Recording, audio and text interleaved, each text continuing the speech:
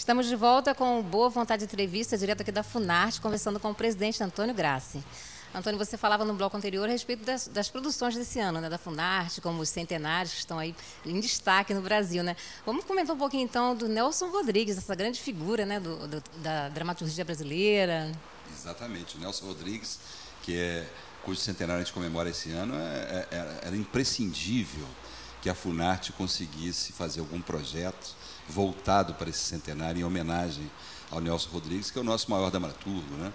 Então, nós fizemos aqui um edital, junto com várias outras ações em relação ao centenário do Nelson Rodrigues, exposições, vários outros projetos. Nós fizemos um edital que é a encenação das obras completas do Nelson Rodrigues por companhias dos diversos estados do Brasil, que vão ser encenados nos teatros da Funarte durante todo o mês de agosto. É um projeto que se chama Agosto de Nelson, que é exatamente o mês que o Nelson Rodrigues nasceu, né? Então, no mês de agosto agora de 2012, em todos os teatros da Funarte, aqui no Rio de Janeiro, a gente vai ver a exibição das obras completas do Nelson Rodrigues. E esse é um projeto muito importante para a Funarte. Acabamos de finalizar agora o edital com o resultado já da comissão julgadora e foi um projeto fantástico. Assim como nós fizemos também um outro projeto voltado para o Luiz Gonzaga, que é um outro centenário importante também para a Funarte, que trabalha na área da música, né, para a gente aqui. E fizemos um edital também com vários projetos interessantíssimos do Luiz Gonzaga, envolvendo cinema, envolvendo música, experiências teatrais, enfim. O tema é Luiz Gonzaga, mas as áreas de atuação são diversas. Então, são várias manifestações artísticas, exatamente, né? Tendo como mote, né, como tema o Luiz Gonzaga. Que legal. E o ano Brasil-Portugal, como é que vai ser? Como é que está se desenrolando, né, as produções? O ano do Brasil em Portugal e de Portugal no Brasil, eles acontecem simultaneamente do dia 7 de setembro de 2012 ao dia 10 de junho de 2013. Então, a gente está trabalhando agora a formulação de toda essa programação, né, que começa em setembro, tanto dos portugueses no Brasil como nossa, dos brasileiros lá em Portugal. E a gente vai estar fazendo já em Portugal muitas exposições, mostras de teatro, de dança, de circo, né? A área da música, nós vamos fazer um espaço em Portugal chamado Espaço Brasil, onde a gente possa mostrar a diversidade da música brasileira, das diversas regiões do Brasil, e principalmente mostrar para Portugal a arte brasileira que Portugal não conhece e que nós brasileiros conhecemos pouco, porque a gente conhece pouco do Brasil. A gente conhece pouco da produção artística de outras regiões. Então, vai ser uma oportunidade também para que os brasileiros vejam em Portugal aquilo que conhecem pouco aqui, né? Que ótimo. Com certeza terão uma boa imagem, né? Uma boa impressão da nossa cultura, que sem dúvida é riquíssima, né? Nossa, é uma coisa, né, inesgotável, né? Sem dúvida. E, Antônio, você já começou também nessa luta, né, pelas políticas públicas, essa militância política há muito tempo, né? Não é de hoje. Como é que foi o iniciozinho desse engajamento com a política? Na verdade, eu comecei mesmo paralelo à minha atividade no teatro. Eu comecei a fazer teatro na década de 70, que foram anos muito difíceis do Brasil, né?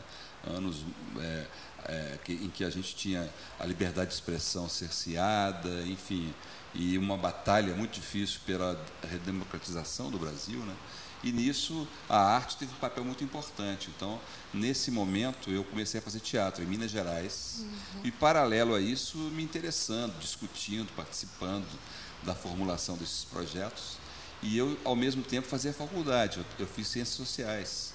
E que junto com a atividade teatral, eu não deixei de estar também trabalhando no âmbito da minha formação, de sociologia, tudo isso. Tudo a ver, né? E isso me ajudou muito a participar. Mais tarde, mais recentemente, é que eu vim ocupar cargo público, né? Porque até então a gente tinha sempre muita resistência de não se meter em cargos executivos, mas tem uma hora que você tem que colocar a mão na massa, não adianta só ficar formulando, pensando, sem ter com a possibilidade de poder estar agindo, né, e executando.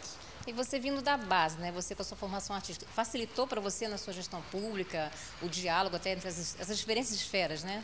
Eu acho que o fato de ser artista num cargo público, ele tem algumas vantagens, obviamente, pelo fato da gente conhecer melhor o bastidor, né? Ele saber lidar com sensibilidade para as áreas de atuação, mas ele não é o requisito principal. Eu acho que o principal é a gente poder ter uma formulação de saber onde é que a gente quer chegar, né? E esse é que eu acho que é um trabalho importante. Nem sempre é necessário que seja artista para ter um bom desempenho na área cultural. Sem dúvida. E, por exemplo, assim, você ligado à produção cultural, às artes, né? E também tem essa gama de atividades aqui à frente da Funarte. Como é que dá conta? Como é que concilia tudo isso? Na verdade, a gente nem consegue conciliar às vezes, né? Obviamente, no exercício da presidência da Funarte, as minhas atividades artísticas particulares, elas ficam quase que zero, né? Vez ou outra, eu posso fazer alguma participação quando o tempo permite, em alguma participação na televisão ou no cinema. O teatro é impossível, porque, além da dificuldade, da disponibilidade, tem outras questões éticas envolvendo o fato de que nós temos responsabilidade sobre a Lei Rouanet. Então, é difícil você ter uma produção teatral hoje que não tenha a Lei Rouanet. E pelo fato de ser o presidente da Funarte, não fica bem que eu esteja envolvido em alguma produção que tenha a Lei Rouanet, né?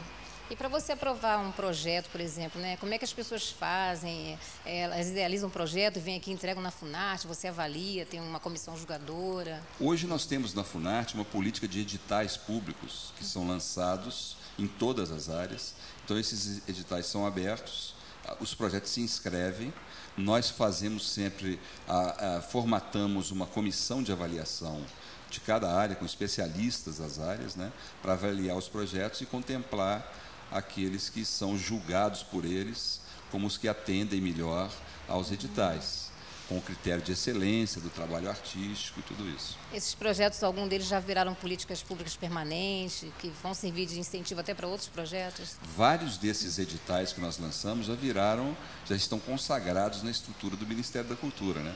O Prêmio Miriam Muniz do Teatro, o Prêmio Klaus Viana da Dança, o Prêmio Carequinha do Circo, são prêmios, a Rede Nacional de Artes Visuais, que já estão consolidados. E isso é um dado muito importante. E, por exemplo, assim, na Funarte, quais são os programas assim que você vê que os segmentos que mais despontam? Olha, na verdade, a gente tem tentado equilibrar os investimentos em todas as nossas áreas de atuação, né? Tanto no teatro, no circo, na música, na fotografia. A fotografia, por exemplo, é uma área que a gente precisa investir mais. Eu acho que ainda tem algum desequilíbrio em relação às outras áreas. E isso a gente vai detectando ao longo do processo, né? Você vai percebendo que alguma área está menos atendida do que outra. Uma área que nós avançamos muito na Funarte e que era praticamente desconhecida quando aqui chegamos na primeira vez é o circo. Por exemplo, o circo é uma atividade muito importante no Brasil, que tem maior capilaridade, que está presente no Brasil inteiro e que precisa de uma política pública para atendê-los, né? Porque tem vários tipos de circo. Tem os circos de grande porte hoje no Brasil, que são uns 20 espalhados aí, viajando pelo país, que tem muitas dificuldades, inclusive com um circo de 2.500 lugares, que tem uma média de frequência de 200 espectadores. Nossa. Quer dizer, o circo está praticamente vazio, né? Então, a gente precisa de trabalhar nisso e estar atento a essa área. A gente já está chegando ao final da nossa entrevista, né? Um bate-papo muito interessante a respeito da cultura, das artes no Brasil, mas eu queria que você falasse a respeito da cultura brasileira. Ela está colocada no seu devido lugar, no patamar que ela merece, ou ainda há muito a ser feito? Eu acho que ainda há muito a ser feito, mas cada dia que a gente olha para trás e percebe os grandes avanços que nós já tivemos, em todas as áreas que diz respeito à cultura, os avanços foram enormes, né? Consolidou-se políticas muito importantes no Ministério da Cultura. Hoje, no cenário internacional, você vê a presença da cultura brasileira de uma maneira muito viva, desde as questões de mercado, né? As obras de arte brasileiras nunca foram tão valorizadas no mercado. Os artistas plásticos do Brasil têm inserção hoje em todos os leilões internacionais. Esse mercado tem sido muito forte para o Brasil, né? Na área da música, então, não se fala. A música brasileira está presente em todos os lugares do mundo onde a gente vai, né? Em filmes internacionais, inclusive. Os filmes internacionais, não só os filmes que concorrem ao Oscar, mas os filmes que conseguem estar nos festivais internacionais.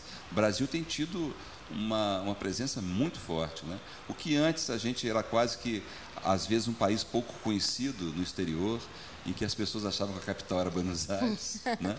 Hoje nós somos um país reconhecido pela sua arte, pelo talento dos nossos artistas. Isso é muito importante, né?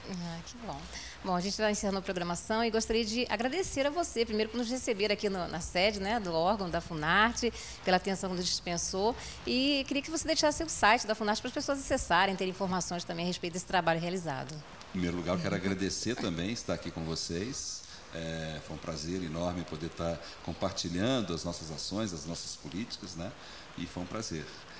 O site da Funarte é o www.funarte.gov.br. Nesse site você tem todas as informações, todas as notícias das ações da Funarte, que são competentemente elaboradas pela nossa assessoria de comunicação e postadas no nosso site. Muito obrigado. Obrigada, parabéns pelo trabalho.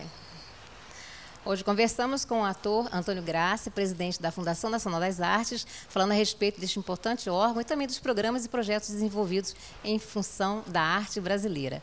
O Boa Vontade Entrevista vai chegando ao seu final, mas você permanece na audiência da Boa Vontade TV, a TV que faz bem a você.